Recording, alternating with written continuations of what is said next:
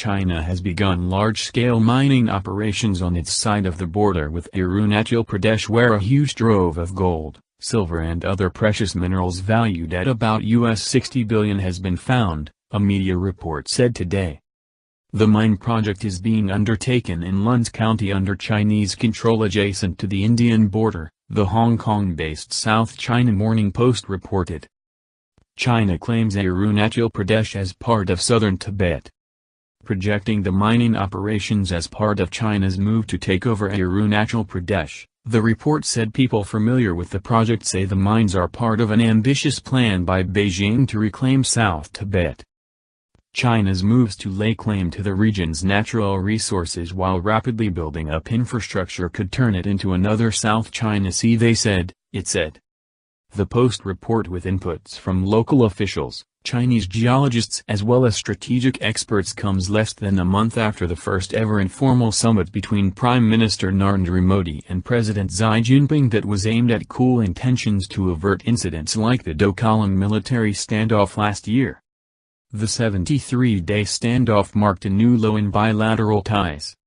Lhunze was in the news last October, just about 2 months after Dokalam, when Xi in a rare gesture replied to correspondence from a herding family in Lhunze County underscoring Beijing's claim to the area.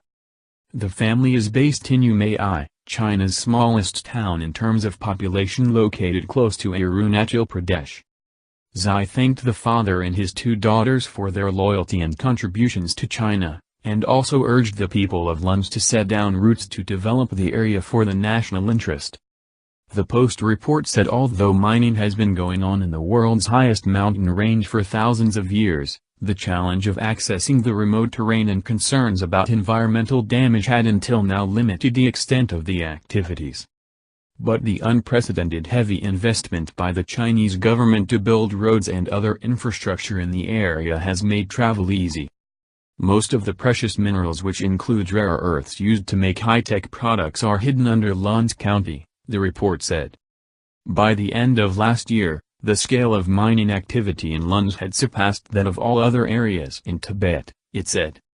People have poured into the area so fast that even local government officials could not provide a precise count for the current population, it said. Enormous, deep tunnels have been dug into the mountains along the military confrontation line, allowing thousands of tons of ore to be loaded and transported out by trucks daily, along roads built through every village, it said. Extensive power lines and communication networks have been established, while construction is underway on an airport that can handle passenger jets, it said. With more mines being dug in Lhunze and surroundings, a county official told the Post that more than 80% of the county government's tax income came from mining. The mines would also lead to a situation akin to another South China Sea arising out of the world's highest mountain range, it said. Zheng Yi, a professor at the China University of Geosciences in Beijing and the lead scientist for Beijing-funded Northern Himalayan Minerals Survey, confirmed to the Post that a series of discoveries in recent years put the potential value of ores under Lhunze and the nearby area at 370 billion yuan, $58 billion. This is just a preliminary estimate. More surveys are underway, he said. There could be more big discoveries as Chinese researchers learn more about the area. With strong financial backing from the government, they have already amassed extensive data on the region. According to Zheng, the newfound ores could tip the balance of power between China and India in the Himalayas. He said Chinese troops withdrew in the 1962 war from the areas in Arunachal Pradesh as they had no people to hold the territory. The new mining activities would lead to a rapid and significant increase in the Chinese population in the Himalayas, Zheng said, which would provide stable, long-term support for any diplomatic or military operations aimed at gradually driving Indian forces out of territory claimed by China. This is similar to what has happened in the South China Sea, where Beijing has asserted its claim to much of the contested waters by building artificial islands and increasing its naval activity, he said. Hao Xiaoguang, a researcher with the Institute of Geodesy and Geophysics at the Chinese Academy of Sciences in Wuhan, Fu Bai, who specializes in India-China issues, said Beijing was likely to take the same approach to the Himalayas as in the South China Sea.